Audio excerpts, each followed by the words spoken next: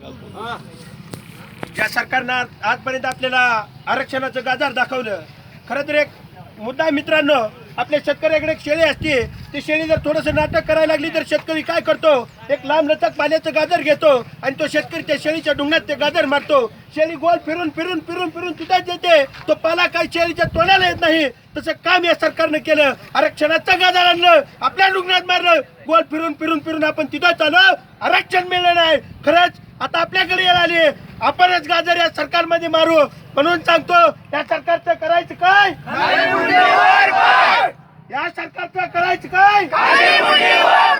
शांत बसलेल्या वाघाला दुबळा समजू नका, फाडून खाईल तुम्हाला, नादाला लागू नका. सळसळत रक्त शुभाचे भक्तान कपाळी भगवत टिळा, सळसळत रक्त शुभाचे भक्तान कपाळी भगवत टिळा.